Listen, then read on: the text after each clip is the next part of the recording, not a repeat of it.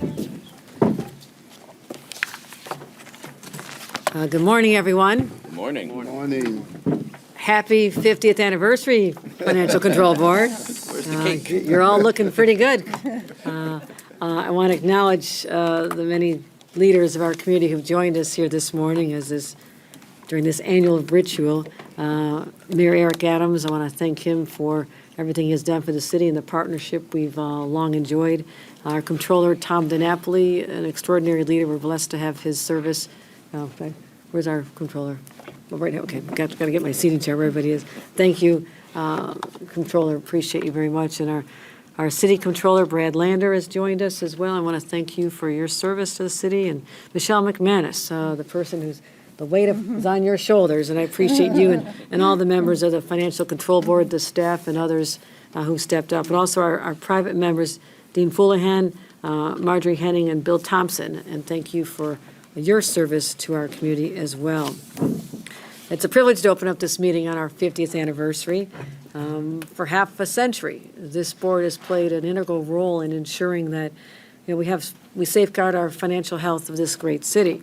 And I'm proud to say, by every measure, the health of the city is strong. And the city is paying its bills, not running an operating deficit, and the city budget has been passed. None of the 5 statutory triggers for a control period have been met, and this is a testament to disciplined fiscal management and our shared commitment to keeping New York City on solid ground. But dollar amounts don't tell the entire story. Fiscal health is also about public confidence, whether people want to live here, work here, invest here. And that's why, working together, my administration has also made this a top priority, working hand in hand with our city partners. Proudly, we've driven down crime. You'll hear more about that, I'm sure, but driven down crime to levels that are astounding given where they had started when I first became governor, creating a partnership with the city. Fewer people are leaving, more are choosing to build their futures here. Tourists are returning in record numbers, bringing revenue that supports vital services. And because affordability is central to the city's long-term stability, we've taken bold action together to address housing costs. That's why I was proud to support the mayor's efforts in securing $1 billion in state funding for the City of Yes initiative, which is expected to create over more than 80,000 well-needed housing units here in the city. At the state legislative level, we've extended the 421A, unlocking more than 71,000 units already in the pipeline that otherwise would not have occurred. We enacted a new property tax incentive to spur even more housing development, including affordable rentals and home ownership opportunities. And of course, we face real headwinds not of our own making. The cuts from the federal government will have serious implications for both the city and the state. In Albany, we're already scrutinizing our own financial plan. I want to thank my budget director, Blake Washington, for leading the charge there as well and helping make the tough choices to ensure we continue providing support and services where they're needed the most. We can't promise the same level of state aid if Washington pulls funding out from under us, but we can be clear-eyed about the risks, plan for the future, and work together. So as we look ahead, let's recognize the progress that's been made, not just in terms of the city's financial stability, but also in restoring public safety, building more housing, and strengthening the foundations of our economy. With that, let's proceed with our agenda. I now call the meeting to order. I'd like to note that the designated observers are in attendance today. Matthew Harnish, observer for the Speaker of the Assembly, Doreen Insara, observer for the Senate Majority Leader, and Mark Wurzel, the observer for the City Council Majority Leader. I will now entertain a motion to approve the minutes of the last board meeting, which was held on August 15th, 2024. So moved. Second? All those in favor signify by saying aye. Aye. Those opposed? The ayes have it. These minutes were previously distributed before. Review of the city's financial plan. The next item on the agenda is the financial plan for fiscal years 2026 to 2029. Mr. Mayor, I understand you will present the city's 4-year financial plan. Mr. Mayor? Yes. First, I really want to thank you, Governor, for the last 3 years and 8 months. This state has gone through some great challenges, and the city of New York has reached out to you year after year. From the beginning, when our subway system was experiencing a high level of unsafety. You started with the subway safety plan. You gave us the support that we needed. A few months ago, I watched the documentary Drop Dead New York. And it was a wake-up call for many of us as we went through the fiscal challenges, and Washington was not there for us. And we had to figure out the right strategies to ensure that we can move our city forward. And I am extremely proud of the partnership in your administration, what you have done for the city of New York to ensure not only how we survived some of the major crises that we were facing, but the level of compassion, commitment, and leadership that you've displayed.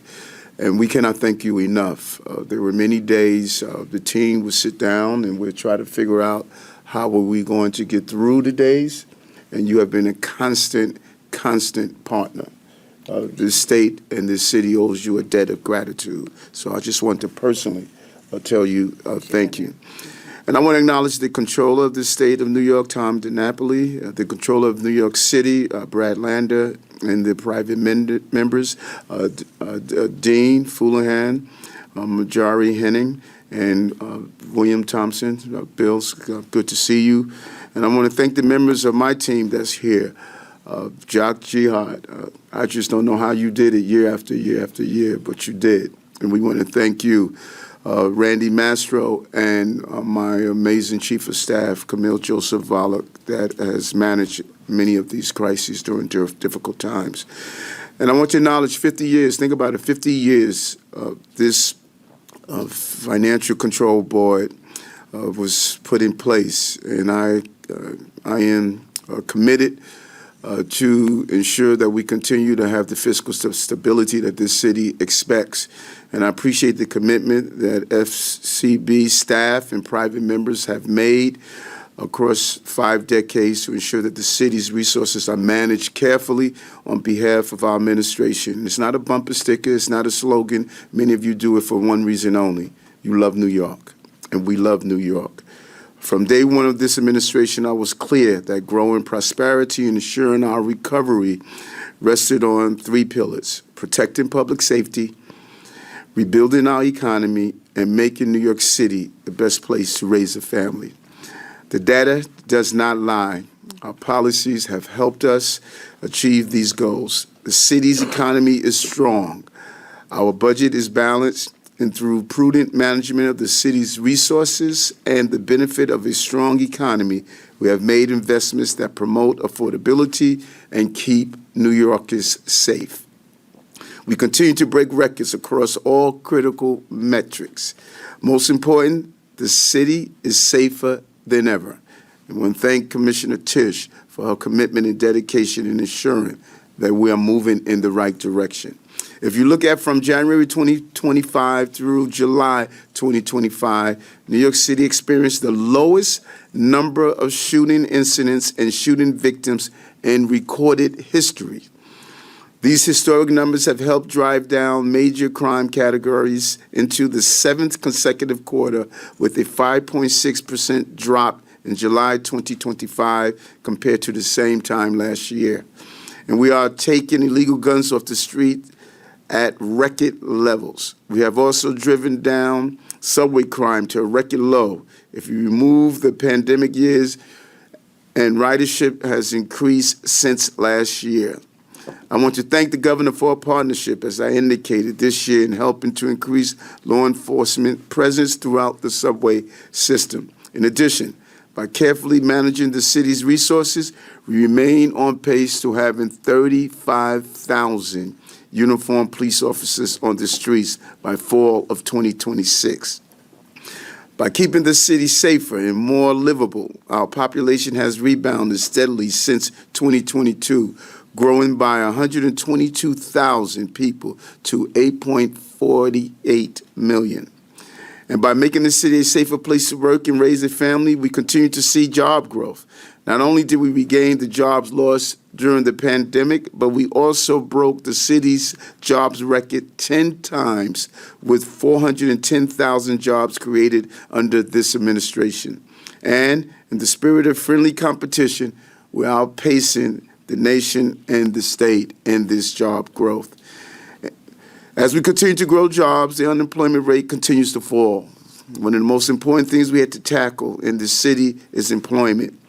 And in June, it was 4.7%, a sixth straight month of improvement with declines across every demographic. Most importantly, came into office, black unemployment was 4 times the rates of white. We have decreased black and brown unemployment by 20% in the city. With all that, our incredible city has to offer, visitors continue to arrive. Domestic travel has grown and total room nights are occupied and average daily rates remain strong. Broadway attendance continues to grow and now exceeds pre-pandemic levels. However, international travel has slowed, which is a cause for concern. But Broadway had the best 12 months they've had in recorded history. Other traditional markers of economic stability continue to strengthen. Commercial office vacancies have been a challenge throughout the years. While still above pre-pandemic levels, the vacancy rate peaked last year as the pace of leasing has increased. In fact, we have seen vacancies decline for the 4th time in 5 quarters. And housing is expected to steadily grow through the city's financial plan. Because we have made the city a better place to live, visit, and raise a family, and we have fostered an environment where large and small businesses can prosper. No one should be surprised that our economy is thriving. As a result, tax revenue collections have reached the highest level in city's history. Accordingly, at adoption, projected tax revenues were adjusted upward over the executive budget by $617 million across fiscal year 25 and 26. By carefully managing the city's finances, we overcame unprecedented and substantial challenges without raising taxes or resorting to layoffs.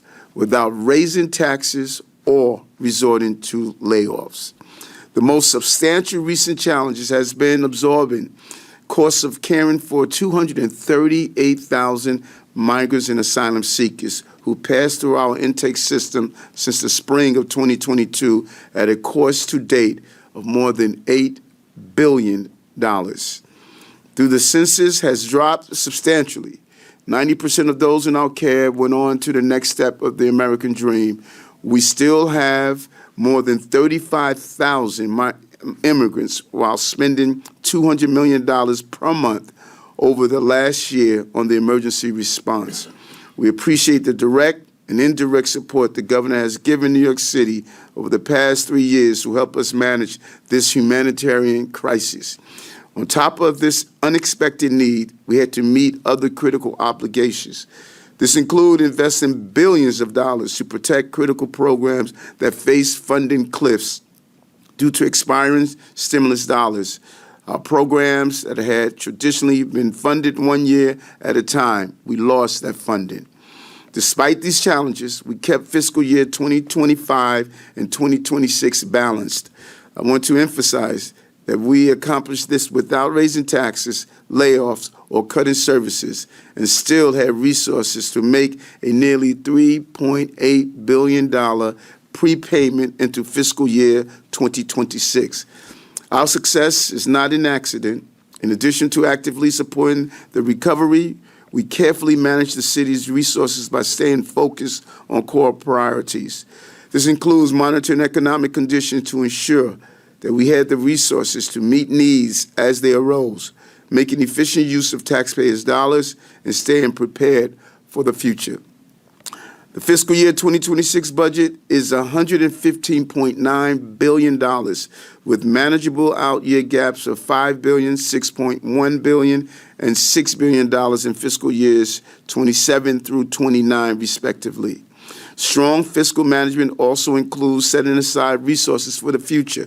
The fiscal year 2026 adopted budget maintains a record $8.5 billion in reserves, which includes $1.2 billion in the general reserves, $2 billion in the rainy day fund, $5 billion in the retiree health benefits trust, and $250 million in the capital stabilization reserve. Independent rating agencies have repeatedly validated our approach in the city's strong recovery. In July, all 4 major independent credit rating upheld the city's AA level general obligation bond rating for the 17th consecutive time under this administration. Because we carefully manage the city's resources, we're making the city more affordable for working-class New Yorkers. I would like to highlight just a few programs launched over this budget cycle that would benefit New Yorkers for generations to come. And I think you'll agree that these investments will truly help make this fiscal year's budget the best budget ever, as we like to call it. We help from our partners in Albany and the governors. We launched our Axe the Tax for the Working Class plan, which for the first time in city's history reduces or eliminates city income tax for eligible New Yorkers, putting $63 million back in the pocket of over 582,000 New Yorkers. We continue to break affordable housing records in this year's celebrated passage of City of Yes for Housing Opportunity, the most pro-housing proposal in the city's history. We launched the Universal After School for All program, which will ultimately bring new, free, quality after-school programming to 184,000 students, and to help ease child care costs and provide enrichment for our youngest New Yorkers. We launched a groundbreaking pilot program to provide child care for infants and toddlers through 2 years of age. If successful, this could put New York on the path to become the first major city in the U.S. to provide free universal child care to low-income residents. We also baseline funding for libraries and cultural organizations, and staffing levels at the Parks Department are now at an all-time high, meaning our open spaces will be cleaner, safer, and more livable. We're also doing more to protect New Yorkers' health with a focus on addressing long-ignored mental health needs. While we ended the fiscal year on a strong note, with the budget passed by all the city council members, we face challenges due to federal actions and threatened funding for programs and infrastructure. Given the scope of the city's federal grant funding, we will not be able to backfill every cut. No state or local government could. If dollars related to individual grants are clawed back, we will make a determination about how to proceed. And along with other impacted cities and states, we will keep fighting in the courts for every dollar that has been awarded to the city. To conclude, by focusing on public safety and affordability, we have brought strength and stability to the city's economy. And by lifting up an entire class of New Yorkers, we honor the values that this city is based upon and bring security and long-term stability to our economy, budget, and collective future. As always, I want to thank the hardworking men and women of our city, and I want to thank those who came together to ensure that we would navigate the challenging and turbulent times that we faced in January 1st, 2022. We served the city well, and because of that, children and families have a city that we can raise healthy children and families. And again, Governor, I want to personally thank you for your leadership during these most difficult times in our state. Thank you very much. Thank you, Mr. Mayor. Comptroller DiNapoli, do you have any comments on the city's financial plan? Yes, thank you, Governor. I would like to offer some thoughts. And thank you, Governor, for your leadership, as always, for convening us today as well. Thank you, Mayor Adams, for your efforts and for your report to the board.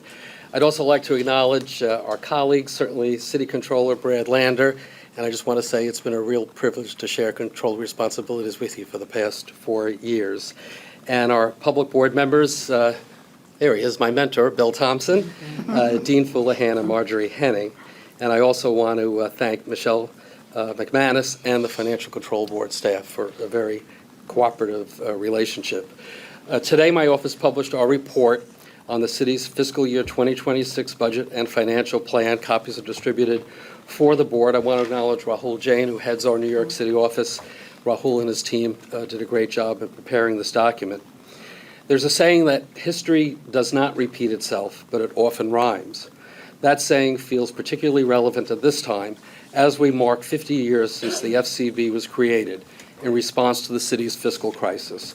and as we live through events that bear some similarity to what preceded it. While much has been made of the city's spending that preceded that crisis, less is mentioned about the role that the federal government played, namely a rush of funding to meet national challenges in the 1960s, followed by a pullback in the federal fiscal relationship with states and their localities in the 1970s, including, of course, New York City. I believe some of the lessons from that time are worth reviewing today, put in context with some observations on the city's current economic and fiscal outlook to provide further insight into today's discussion. Starting off with the city's current outlook, the preliminary operating results for fiscal year 2025 show that the city's economy continued to expand across a number of sectors, supporting revenue growth across most of the city's tax sources. The main story of fiscal year 2025 in another year would be New York City's continued economic resilience, which sets the city up for continued growth in fiscal year 2026. However, slower growth suggested by national economic data clouds this outlook. For the fifth year in a row, city revenues exceeded expectations by at least $3.5 billion. In fiscal year 2025, about $3.9 billion, or 4.7% higher than initially projected when the budget was adopted in June of last year. Wall Street had a very strong year, with profitability supporting double-digit business tax growth and a record-sized bonus pool helping PIT revenues exceed 17% growth over the prior year. Concerns over prolonged property tax weakness have also eased as the commercial real estate market has stabilized a bit, especially compared to other large cities, and residential property values continue to strengthen. Tourist numbers, as the mayor noted, were also nearly fully recovered in calendar year 2024, aiding continued growth in sales and hotel taxes. City revenue projections are now $7.9 billion higher for fiscal years 2026 through 2028 than when this board met last year. Greater than expected revenue has been a critical factor in helping to close budget gaps, especially as the city has needed to find ways to pay for recurring programs funded with one-time federal COVID money. However, as the city has revised projected growth rates upward to reflect recent trends, we may begin to see a smaller margin between projected and actual revenues, meaning fewer resources to manage a rise in unplanned costs. In addition, while revenue growth exceeded expectations, the city did not add to its rainy day fund, instead adding new discretionary spending in fiscal year 2026, a reminder that the city still needs a standardized policy on the funding and use of its reserves. The potential for slowing economic growth and narrowing revenue margins brings city spending into greater focus. On the spending side of the ledger, a substantial drop in the number of asylum seekers in shelter provided the largest source of fiscal savings in fiscal year 2025. This trend is projected to continue in fiscal year 2026, one factor that helped the city balance the fiscal year 2026 budget. These savings at fiscal year 2025 were offset, however, by the usual items that the city under-budgets in its financial plan, including public assistance, rental assistance, subsidies to the MTA, and overtime, to name the most significant expenses that do not align with spending trends. These costs remain underfunded in the fiscal year 2026 budget and the out years of the financial plan, and this should be remedied. There are also more difficult to quantify costs that will hinge on how the city executes on its plan to manage these programs, including the potential expansion of city FEPS and the school class size mandate. These costs may amount to billions of dollars in currently unplanned costs for the city at a time where there is already tremendous pressure to fund new services and manage understandable public concerns over affordability, an issue that certainly our office has also raised time and again over the years. By fiscal year 2027, my office estimates the budget gap may exceed $10 billion, a figure that rises further towards the end of the financial plan. Preparation for this uncertain fiscal environment should include launching a new savings program focused on efficiencies and taking care to add new discretionary spending only after the resources are identified to fund additional programming. These steps are needed because the current environment may require even greater vigilance. The federal government, once a source of stability during emergencies and recessions, is now a source of many of the city's fiscal pressures. I mentioned earlier that ultimately, while the fiscal crisis of the 1970s came to a head because of actions by New York City to avoid difficult fiscal decisions, the choices were made amid a period of federal retrenchment. Those choices came after a time when federal and relatedly state categorical grants rose significantly, from 22% of revenues in 1965 to 38% by 1970 as part of the war on poverty before flattening. While not nearly as significant, federal and state grants reached 29% of the annual operating budget in fiscal year 2022, aided by COVID funds, and are expected to decline to about 23% in fiscal year 2026.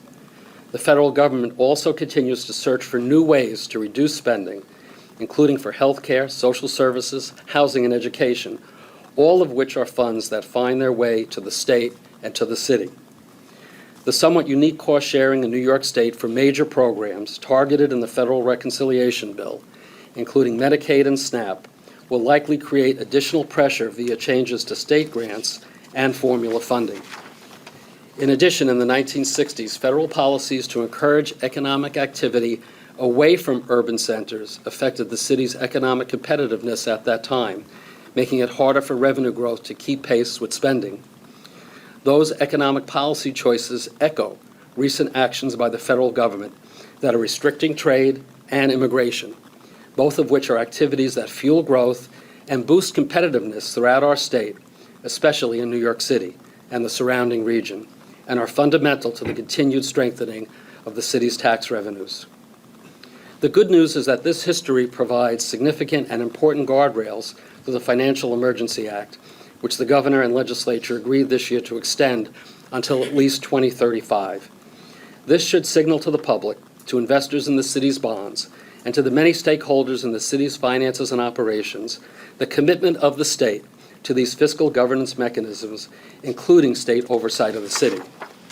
The governance features embedded in the act, including barring deficit financing without state approval, gap-based budgeting, the timely presentation of regular budget updates, and adoption of a balanced budget, rules on deficit financing, contingencies in the expense budget, and the continued meeting of this board to take in the views of the members and the board staff, all continue to provide confidence that the city is working within ample controls and under state oversight, and that fiscal issues will be aired out and discussed in a transparent manner.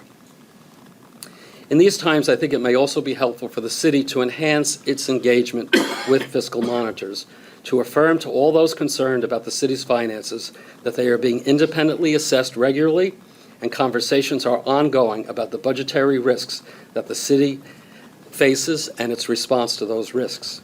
Examples of this additional engagement could include restarting quarterly meetings on progress of the city's savings programs, reporting on efforts to resolve audit findings with cost and revenue implications, and providing greater transparency, including the provision of more timely data and documentation on its operations and finances, particularly for the out years, where the city's assumptions are not aligned with current trends. These efforts would instill greater confidence in our ability to work together during difficult times. Just last week, we also released our analysis of the state financial plan. Our recommendations are not only relevant for city policymakers to hear, but also to understand the significant challenges also face the state, as the fiscal and economic fates of these two entities are intertwined. My office noted higher than anticipated year-to-date revenues for the state may put off more difficult decisions in the short run. Planning for how the state can responsibly close its growing out-year gaps and the measures it can take to do so as new federal cuts and costs are phased in should not be delayed. These recommendations can and should be extended to the city to prepare for what changes the state may make that are pushed down. It should also serve as an opportunity for city budget makers to explain to the public what is at stake and how these challenges will be managed.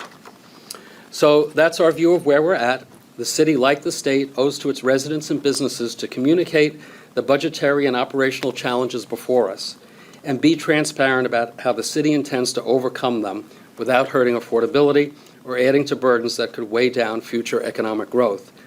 I know that by working together, state and city officials can continue to ensure New York City is ready for those fiscal and operational challenges and avoid the pitfalls of the past.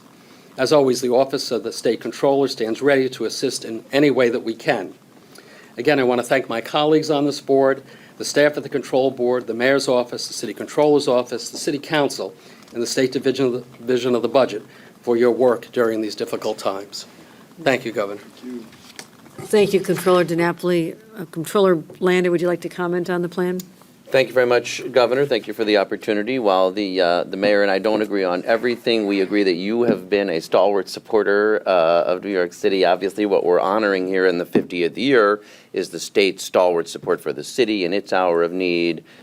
You have been a stalwart supporter of the city, and personally, I appreciate this summer you're being a stalwart supporter of me in my hour of need as well. So thank you, and for the opportunity. Mr. Mayor, thank you for your presentation.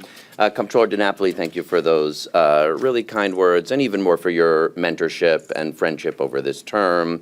My remarks today are almost identical to yours, but the Control Act obligates me to say them again. So thank you. It's, of course, always wonderful to be with and follow my predecessor, Bill Thompson, and CUNY chair, doing such great work there. Thank you for your support for me and for our city. Former Deputy Controller for Public Finance, Marjorie Henning, great to have you here. Former First Deputy Mayor Dean Foulahan. This is a great and esteemed body, and we are also, like the state, releasing our report on the adopted budget as part of our presentation today. Thank you to Executive Deputy Controller Francesco Brindisi and Deputy Controller for Budget Krista Olson. As has been noted, although I should have brought a cake, 50 years ago, New York City faced a near collapse of its finances, and it was saved through decisive action by key stakeholders. You can see it in the movie the mayor mentioned, including through the creation of the Financial Control Board and the Financial Emergency Act of 1975. The fiscal crisis ushered in a new era of fiscal discipline, transparency, and accountability, principles that remain indispensable today. Like Controller DiNapoli, I want to recognize and applaud the legislation passed earlier this year that extends the Financial Emergency Act through 2035. This is an important recommitment to the foundational principles that have safeguarded New York City's fiscal health for the past half century.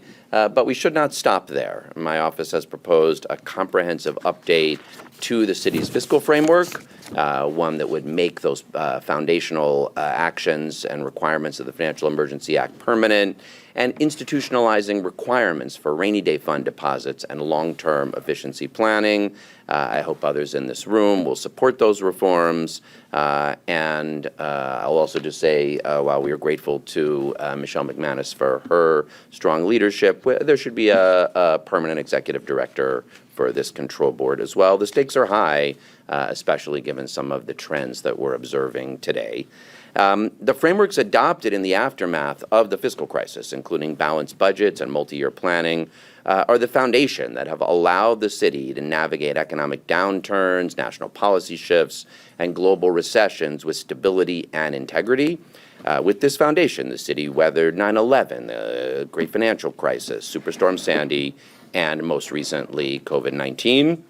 As the mayor outlined, the city has emerged with more private sector jobs than prior to the pandemic or ever before. While there are certainly very real challenges in the shift to remote and hybrid work, in commercial office vacancies, and many ongoing issues, especially housing affordability that threaten the city's growth and thriving, a year ago, the city looked very well poised for strong emergence from the pandemic. Unfortunately, the fiscal and economic policies of the Trump administration pose very real risks for New York City. Just this week, for example, the city indicated it would need to pick up the cost of housing subsidies as a result of 7,700 emergency housing vouchers that the federal government has eliminated. A good and necessary step to prevent people from being homeless, but money that's not in the adopted budget that we already have to lay out to cover it, and forthcoming cuts to Medicaid, SNAP, and other key programs in the budget reconciliation bill risk grave impacts. The mandatory spending cuts in the reconciliation bill could be augmented by proposed reductions to discretionary spending outlined in the Trump administration's FY26 budget request to Congress. And we've already seen the administration's numerous unilateral attempts to terminate pause and rescind many federal grants awarded, including the $80 million from the FEMA Shelter and Services Program, which was approved, which was paid, and then clawed back and is still subject to litigation. The Trump administration has also added restrictive language to contract renewals to reflect terms imposed by executive orders and policy changes, and is expected to release new guidance for federal audits, particularly the annual single audit. These things could substantially impact future federal funding. And as the comptroller outlined, simultaneously, the Trump administration's immigration and trade policies threaten to worsen the U.S. and New York City economies. The Office of the New York City Comptroller projects slow economic growth over the next year nationally and for the city, with the possibility of a mild recession on the horizon, depending on the length and depths of Trump's tariffs. It's not in our report today, but I'm guessing people have looked at the Times article today on slower job growth in the city. We are facing some perilous times. Unfortunately, despite those risks looming on the horizon, some of the critical lessons learned 50 years ago are not reflected in the city's FY26 adopted budget. That budget, as Comptroller DiNapoli noted, totaling $116 billion, adds nothing to the rainy day fund, even though current long-term reserves are around half of what would be needed for an average recession. This is different from the state, which is essentially fully funded for the length of an average recession. The city has about half of what would be needed for an average recession. And there was no increase to the city's general reserve, despite clear and present threats of cuts from Washington, like the ones I mentioned on the housing vouchers. At the same time, the budget continues the opaque fiscal practices of under-budgeting, as the comptroller observed, key services like shelter, special education Carter cases, city FEP's rental assistance, and overtime. Our estimates suggest that the June financial plan underestimates expenditures by as much as $5.15 billion annually. That is not fiscal discipline, it is fiscal denial. And our models show that even under current conditions, without a recession, we face a $4.2 billion budget cap in FY26, growing to nearly $10 billion by FY28. If a mild recession occurs, those gaps could increase even further. So it is time to reaffirm the values of the Financial Emergency Act, not only in this excellent annual ceremony, but in action. And some ways we can strengthen those lessons from 50 years ago as we head into the challenging moments of the future include instituting a formal rainy day fund policy and adhering to it with mandatory deposits. Our office has laid out a formula that would take half of any revenues that come over the prior trend and commit those automatically into the rainy day fund. That would have added over $1 billion into the rainy day fund last year. Second, launching a rolling program of efficiency, savings, and planning rather than waiting for moments when a program to eliminate the gap is needed in the short term. That should just be a standard practice required annually of every mayor and budget director as part of the annual planning and budgeting process.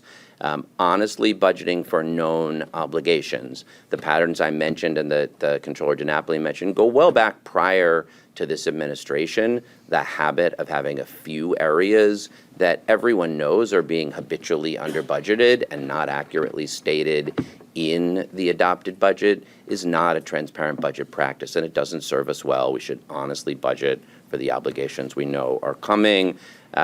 We can't let short-term thinking compromise long-term stability. Many good practices have been implemented over the last 50 years, which continue to this day and to this administration, and it is our responsibility to be good stewards and hand them off stronger into the future. I'll conclude with one bright spot this year, which is the 10.3% return on pension investments in fiscal year 2025, which we announced recently. That will save the city $2.18 billion over the next 5 years. Obviously, we benefited from a strong set of Wall Street returns, combined with our responsible investing strategies, broadly diversified across asset classes and across the economy, and including a really good responsible investing steps that we've taken together, the labor trustees, the administration, and my office, like, for example, the purchase of the mortgages on the 35,000 units of rent-stabilized and rental housing, which was put at risk when Signature Bank failed, which is beating its 11% hurdle rate, is contributing to positive returns, and save 35,000 units of rental housing in New York City that might have been vulnerable. And that means that our teachers and police officers and firefighters and public hospital nurses and sanitation workers and school crossing guards and so many more can count on the retirement security that has been promised to them and that is our collective obligation to deliver. In 1975, the state stepped in to ensure that New York City would not sacrifice long-term solvency for short-term expediency. 50 years later, this meeting serves as a reminder of our obligation to honor that promise, not only with annual meetings, but with structure, transparency, and a commitment to the future. Thank you very much. Thank you, Comptroller Lander. I'd now like to call in Michelle McManus, the Deputy Director of Finance and Capital, to prevent the staff's comments. Thank you. Thank you, Governor. The Financial Control Board released a report last week on the city's financial plan. I'd like to summarize some of the main points we made. The city's economic growth is slowing, but there are key local indicators that reflect moderate resilience. Total payroll employment reached 4.8 million jobs in the first half of 2025, a 1.6% year-over-year increase. However, the growth rate continues to decelerate from the same period over the last 3 years. The unemployment rate declined from 4.9% in the first half of 2024 to 4.6% over the same period in 2025, continuing a post-pandemic downward trend. However, wages in the city are lagging inflation. Private sector hourly earnings rose just 2.1% year-over-year in the first half of 2025, well below the 3.8% rise in the metro area CPI inflation rate. The continuing decline in real wages erodes the purchasing power of city residents. Tourism continues its robust post-pandemic recovery, but recent developments have slowed the trajectory. The New York City Tourism and Conventions recently revised its forecast of visitors to the city downwards and now expects the numbers of visitors to fall below the 2024 level. Contributing to the slowdown is likely stricter immigration enforcement and shifting international sentiment towards the U.S. The commercial real estate property continues its slow recovery. According to data from Cushman & Wakefield, Manhattan's office vacancy rate declined from a record high of 23.6% in the second quarter of 2024 to 22.6% in the second quarter of 2025. However, as a sanctuary city, the city may face additional federal funding cuts under the Trump administration immigration agenda. Combined with national economic uncertainty driven by tariff, inflation risks, and slowing global growth, these dynamics could weigh on the city's economy and fiscal outlook. The fiscal year 2025 budget, totaling almost $121 billion, has grown by $8.4 billion since the June 2024 adopted budget, with the non-city fund portion increasing by $4.5 billion and city funds by $3.9 billion. City funds revenue, driven by a $3.3 billion upward revision to tax revenues, are $3.9 billion above the June 24 projection, while city fund expenditures are a modest $87 million higher, reflecting a $6.1 billion agency spending increase offset by expenditure reductions, including the reestimate of asylum seekers' costs, as well as the takedown of the general and capital stabilization reserves. As a result, the fiscal year 2025 modification shows a budget surplus of $3.8 billion, which was used to pay fiscal year 2026 debt service, resulting in a balanced budget according to GAAP. However, the budget is balanced with the aid of the prepayment of fiscal year 2025 debt service in fiscal year 2024.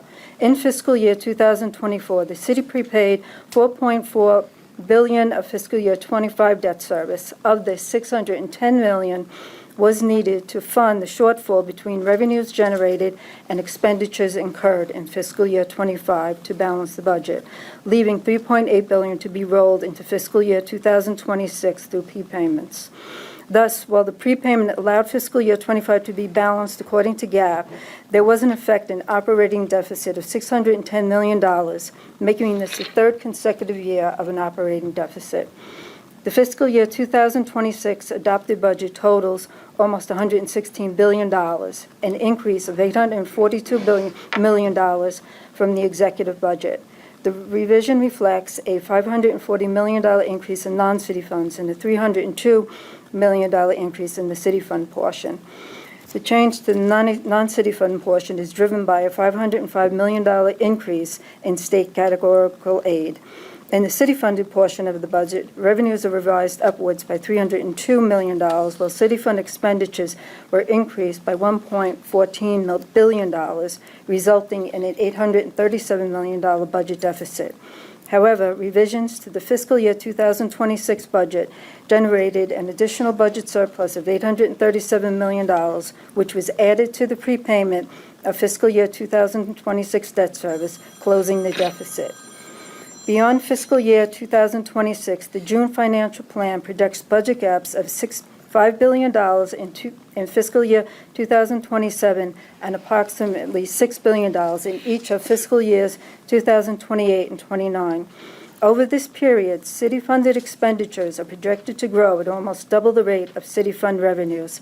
City fund revenues are expected to rise by 7.9%. In comparison, city-funded expenditures are projected to grow by 14.7%. However, the Control Board's risk analysis of the plan shows a deficit of $1.2 billion in fiscal year 26 and larger gaps of $6.2 billion in fiscal year 27, $7.7 billion in fiscal year 28, and $6.9 billion in fiscal year 29. The deficit and larger gap are due to the Control Board's estimates of risk to the plan's expenditure projections amounting to $1.4 billion in fiscal year 26 and approximately $2 billion in each of fiscal years 27 to 29. Estimates for education and overtime expenditures account for most of the spending risk. Counterbalancing some of the Control Board's higher expenditure estimates is our projections of savings from the pension investment returns above the city's required rate of return. In addition, the Control Board's higher tax revenue forecast further offsets some of the expenditure risk.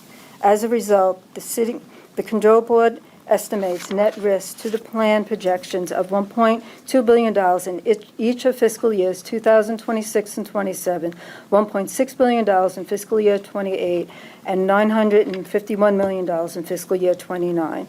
In addition to the risk quantified, the city faces the potential of devastating cuts in federal grants from the Trump administration. While cuts in the recently enacted One Big Beautiful Bill Act affect mandatory programs administered at the state level, the impact of cuts to Medicaid and SNAP could filter down to the city. Furthermore, Trump's proposed budget includes deep cuts in health, social services, and education, which make up the majority of federal grants in the city's budget. Federal budget appropriations reflecting these proposed cuts will have a significant impact to the plan's federal grant projections. In the face of uncertainty surrounding federal grants, the Control Board urges the city to implement programs to eliminate the gap with recurring savings to address this risk. While the city's reserves available for budgetary relief total more than $8 billion, these reserves are better suited to weather an economic downturn and manage an unforeseen plunge in revenues or a spike in expenditures rather than to fund recurring cuts. In developing its capital program, the city prioritizes the construction and rehabilitation needs of the city's infrastructure. In the executive budget, the city has outlined a 5-year capital plan for fiscal years 25 to 29 totaling $111 billion.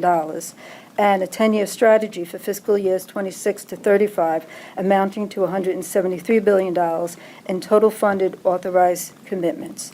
The funding of the capital plan has a long-term impact on the city's operating budget, as almost 80% of the program is financed through the sale of tax-supported bonds issued by the city and the New York City Transitional Finance Authority. The resulting debt service costs as a percent of tax revenues are projected to grow to 12.9% by fiscal year 2029, remaining under the city's affordability threshold of 15%. However, the debt service burden is projected to reach or exceed 14% of tax revenues in each of fiscal years 32 to 35, approaching the affordability level. Thank you. I'd like to ask any private members if they have any comments, and thank you, Ms. McManus, for your report. Governor, thank you. I remember sitting here in 2022 and seeing the governor and the mayor together and working together, and it sent a very powerful message then. It is great to see that partnership, that collaboration continue. And I would say that in that partnership, we are stronger. So let me congratulate the both of you. Governor, let me thank you for your leadership. Mr. Mayor, again, for working and you two working well together in partnership. It has made the city of New York stronger. And as the city is stronger, the state is stronger also.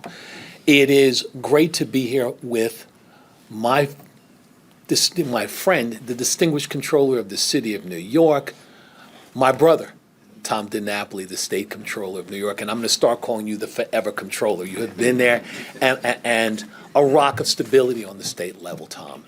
And to two great public servants, Dean Foulahan and Marge Henning, it is great to see the both of you. And New York City and state owe the both of you for the work that you've done over the years. Thank you both. As well as all the other distinguished officials who are here, a number of them who are good friends and have been friends for a number of years.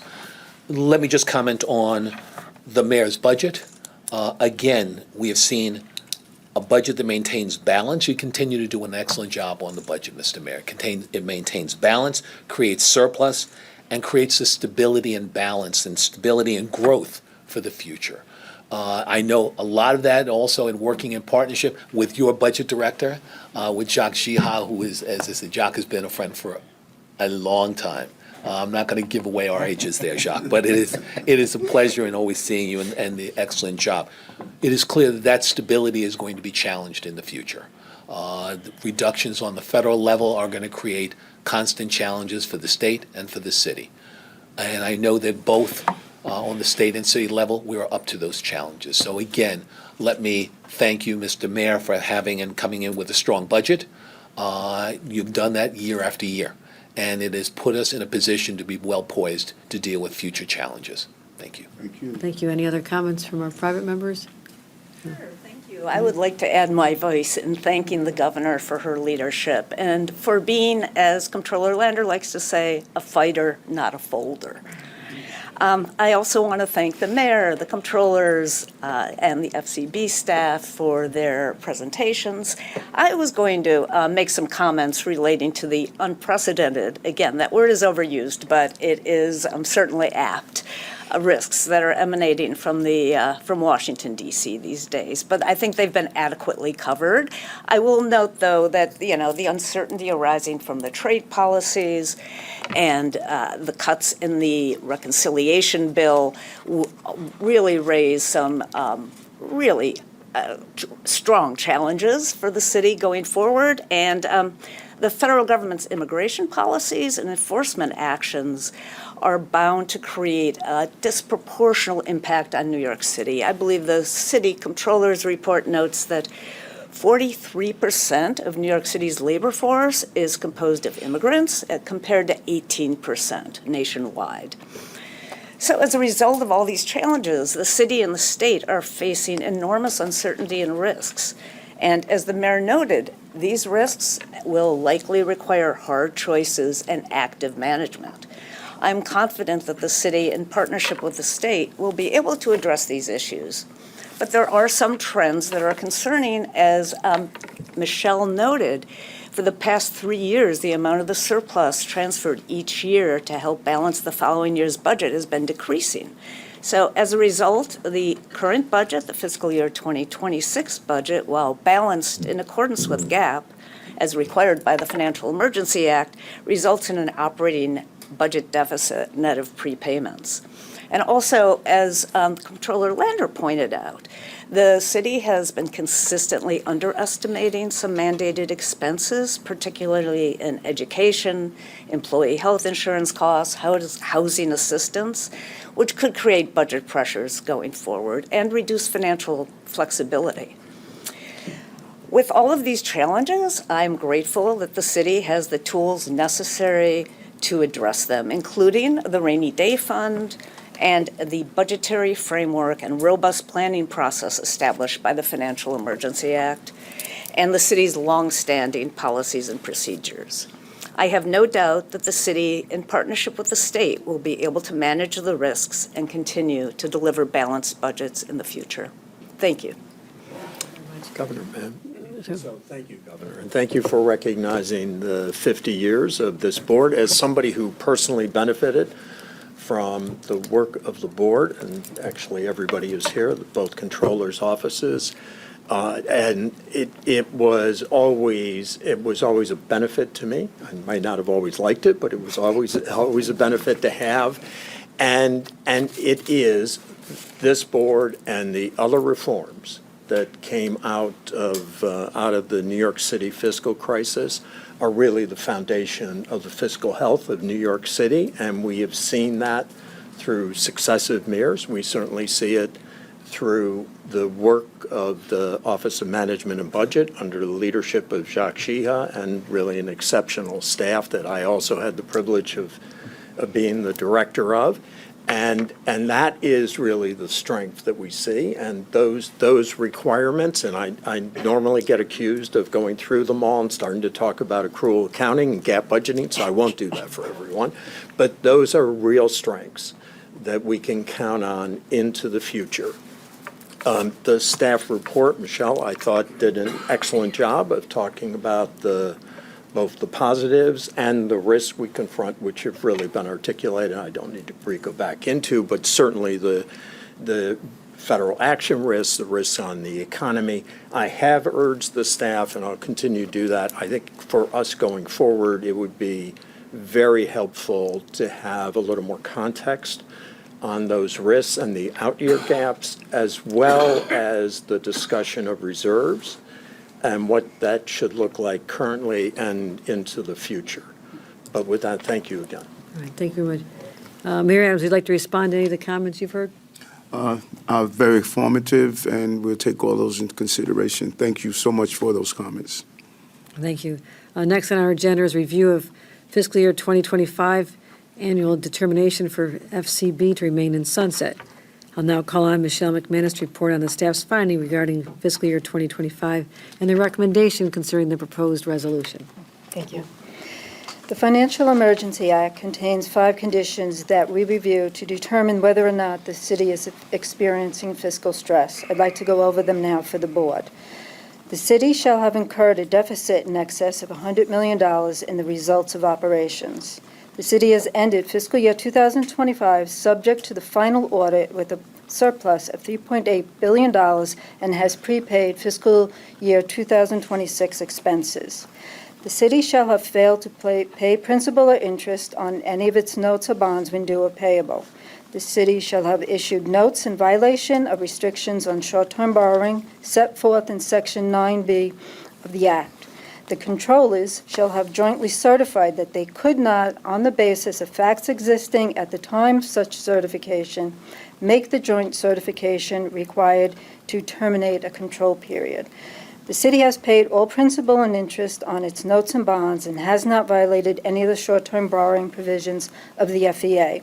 The Financial Control Board has also received letters from the state and city controllers informing us that they do not see any likelihood that they would have reason to issue a joint certification relating to market access. The city shall have violated any provision of the Act, and such violation substantially impairs the ability of the city to pay principal or interest on its notes or bonds when due or payable, or the city's ability to adopt or adhere to a balanced operating budget. The city has not violated any provisions of the act. The staff therefore recommends that the board approve a resolution determining that of August 13, 2025, none of the events which would have required the imposition of a control period have occurred, nor is there a substantial likelihood or imminence of such occurrence, and that the city is not experiencing fiscal stress at this time that would jeopardize the orderly functioning of the city's fiscal affairs. Thank you. Thank you very much. Anyone else have any comments? Seeing none, I'll now entertain a motion to approve the determination. Is there a second? Or motion to approve it? Motion to approve. Is there a second? All those in favor signify by saying aye. Aye. Nay. The ayes have it. Now we'll entertain a motion to adjourn the meeting. So moved. Motion's been moved. Second? Is there a second? The ayes have it. The meeting is adjourned. Thank you.